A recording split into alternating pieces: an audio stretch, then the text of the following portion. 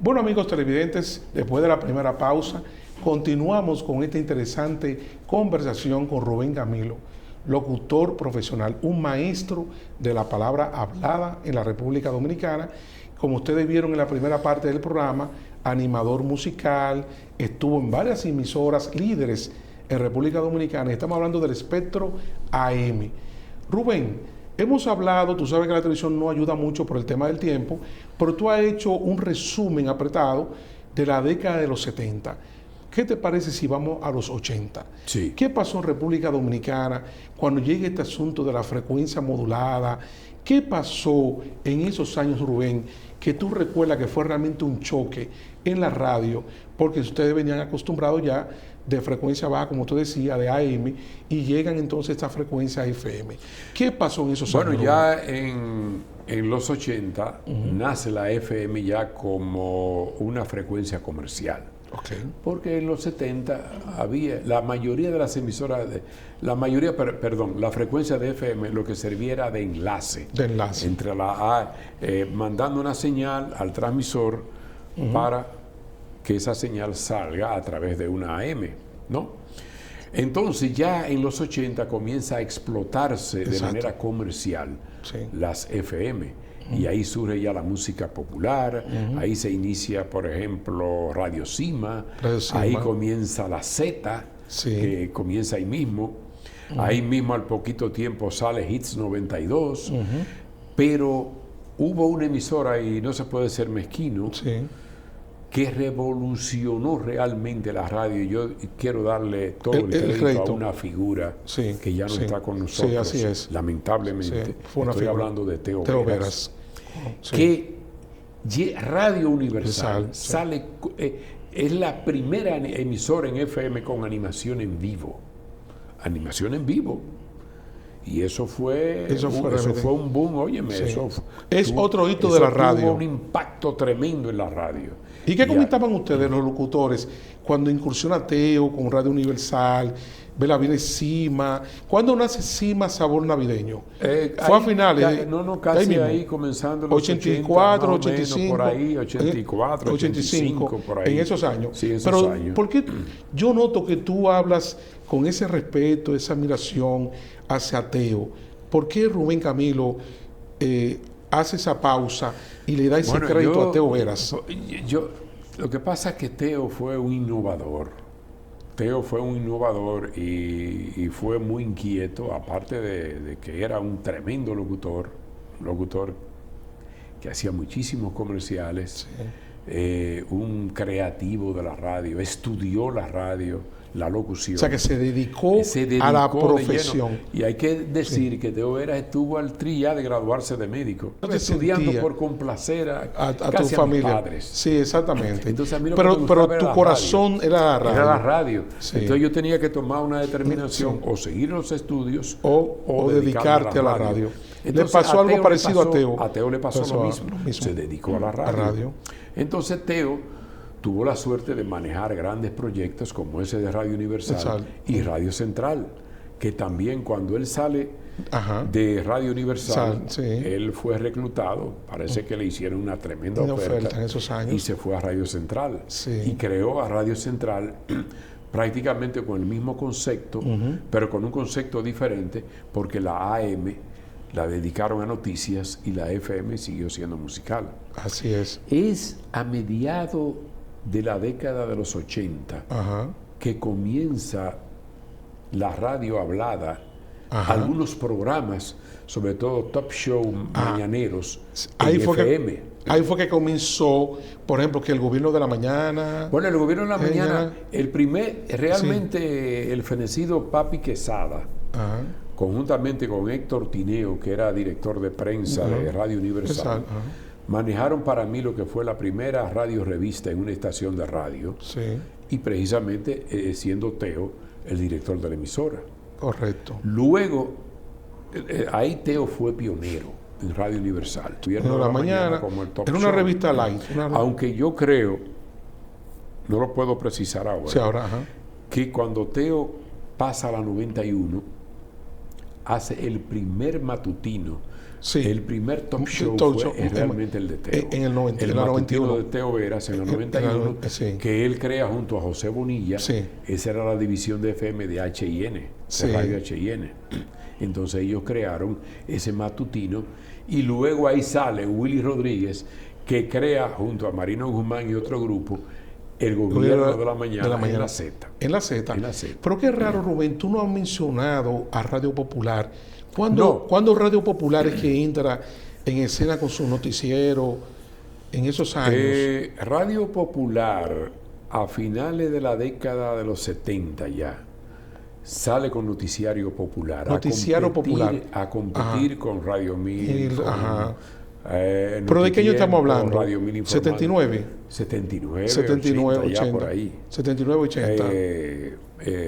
Yo recuerdo que ese noticiario sale con una figura que acaba de fallecer, Sí. un amigo, Wilfredo Alemani. Estaba ahí Jorge Herrera, Pedro Pérez Vargas, que lo trae con el programa de Puerto Rico. Y estaba otro joven. Eran estrellas. Joven locutor de Santiago, también fenecido, Johnny Noel. No sé si tú llegaste. Sí, yo claro, lo recuerdo. Lo recuerdo, claro que sí. Claro que sí. Entonces, Radio Popular tuvo un boom tremendo. Sí, por la potencia que tenía esa Sobre emisora. todo en esos años, fue un poquito antes del 78, que salió Radio Popular, porque todavía con la situación con Balaguer, los 12 años de Balaguer, sí, fueron años duros, que le llegaron a cerrar la emisora a Corporán. Yo recuerdo ese hecho, siendo muchacho. Y después Radio Popular tuvo muchos problemas también en el gobierno de Jorge Blanco. Sí, también. Así es. Tuvo muchos problemas. Porque la radio de AM estaba dedicada prácticamente a noticias y a programas deportivos. Okay. Por eso te dije que a mediados de los 80 comienzan a salir esos top show. Y comienza ya otro tipo de tomar radio. otro curso. Sí, pero ya las FM todavía asumen, diría yo, el liderazgo de la radio musical en el país. En el país. Sí. Rubén, hemos hablado de estaciones y hemos salpicado algunos nombres, pero de esa playa de locutores, ¿qué tú recuerdas de figuras así centrales que te vienen a la mente? Te voy a citar, por ejemplo, uno que creo que era colombiano, que tú seguías mucho, y te voy a hablar de mi experiencia.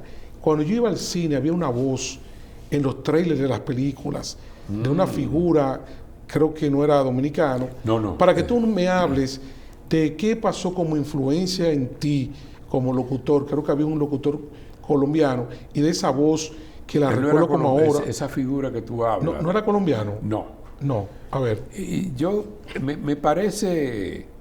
Él era de origen cubano. Él era de origen cubano. Pero él vivió muchos años en Argentina. Y muchos creían que él era argentino. Estoy hablando de John Gress. John Gress era el que hacía la voz en los trailers. En todos los avances. Él y Carlos Montalbán. Eran esas dos voces. Esas dos voces en todos los trailers de las películas. Mira, la gente no está escuchando, pero yo estoy seguro que tiene que haber gente de la generación de uno que recuerda uno sentado en el cine, que esos avances, esos trailers de la película, con esa voz tan potente en esos años, una voz potente. Había un locutor dominicano. Yo era un admirador de John Gress, Arturo Suero Márquez. Que hacía un programa,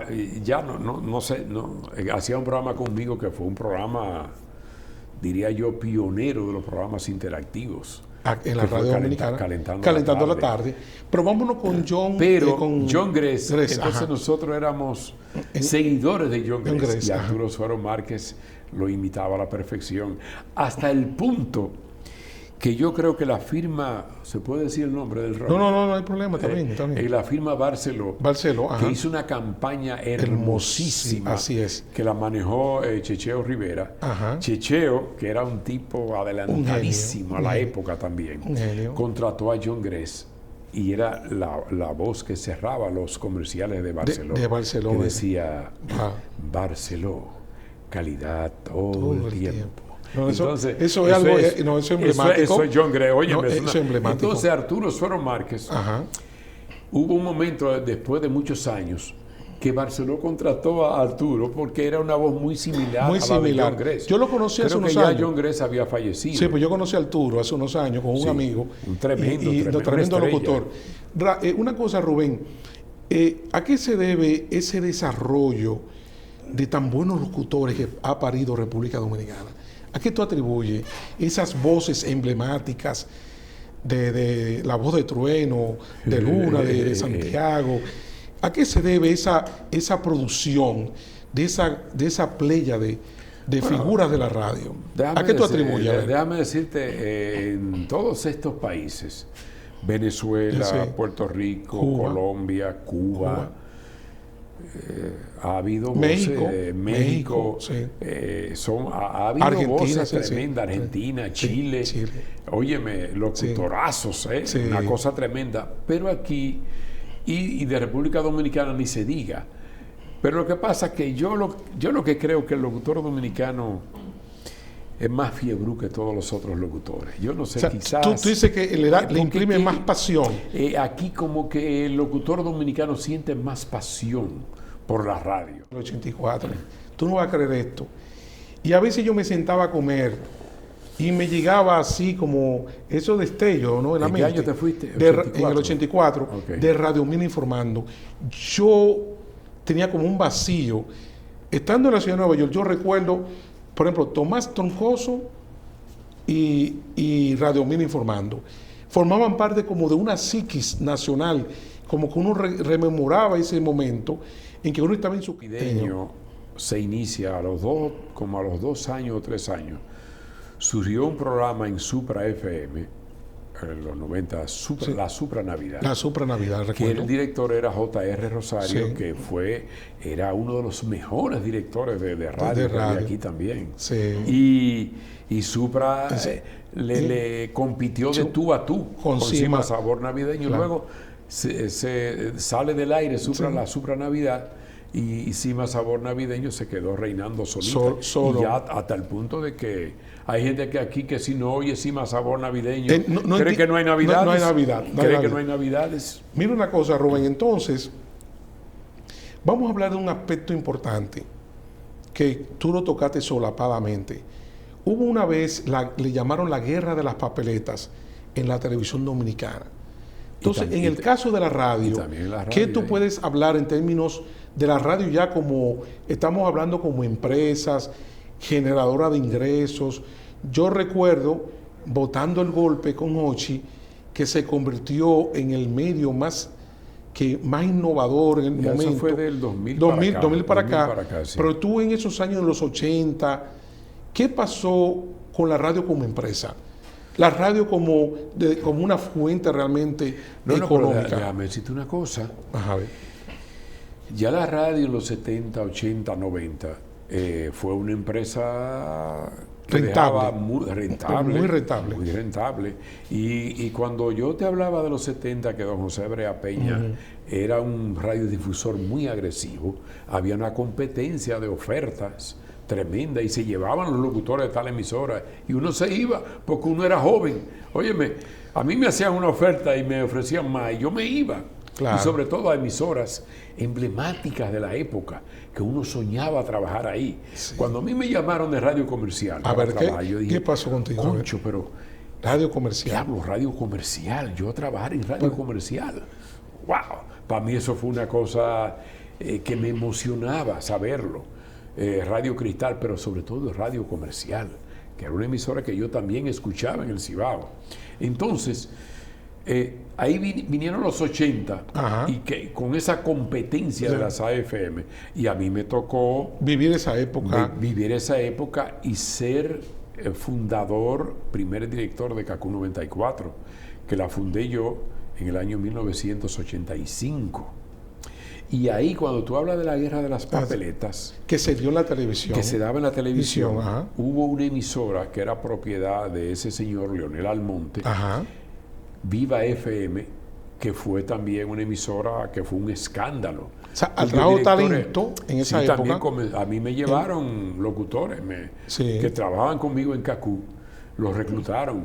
Y ahí, esa emisora la dirigía el Super Frank Ah, Moya. sí, Fran Sí. Moya. Sí. Y entonces esa emisora fue un escándalo.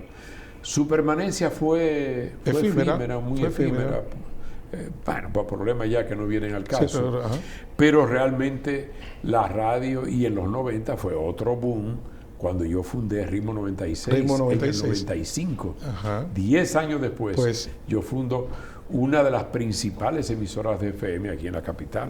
Bueno, Rubén, Ritmo entonces 96. tú tienes la característica de que eres un locutor profesional, comenzaste animando, tú hiciste también el crossover, porque estaba encalitando la tarde. Así, comentarista, entonces también sí. pasaste a ser director de emisoras, es decir, que tú has hecho una carrera en lo que es la radio dominicana. Bueno, yo pasé a ser director de Radiovisión entonces cuando Reinaldo Balcácer renuncia, me recomienda a mí a la administración y me nombran a mí. Ese fue mi primer trabajo. Ya como dirigiendo una emisora. Director, con 23 años apenas de edad. Yo fui quizás el director más joven. Más joven en ese En momento. Radiovisión. Ahí yo trabajaban conmigo Willy Rodríguez, Sí. estaba Enrique Fernández, Francis Moya, el bello Freddy Abreu, que fue una gran figura que Sí. murió en estos días, no hace Sí, mucho. sí.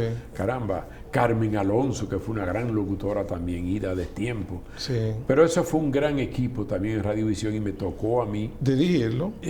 vivir esa experiencia, mi primera experiencia. Muy bien, muy bien. Bueno, Rubén, vamos a la segunda pausa. Ok. Cuando regresemos, vamos a hablar de tendencia de la radio en la región. Vamos a ver qué pasaba en España, en Iberoamérica, ¿no? México, que tú recuerdes, Nueva York, con la Mega. Cuando tu amigo Enrique y mi amigo Enrique se fue en esos años, en esa potente emisora, la Mega se pega en la ciudad de Nueva York. Polito Vega, Wow. vivimos en esa época. Lo conocí, Sí, en esa lo época. conocí. Bueno, señores, de Actualidad Preventiva, continuamos después de esta pausa en esta interesante participación de Rubén Camilo y, como decíamos, al cierre del programa vamos a hablar entonces de las tendencias de la radio en la región de Iberoamérica. Continuamos en breve.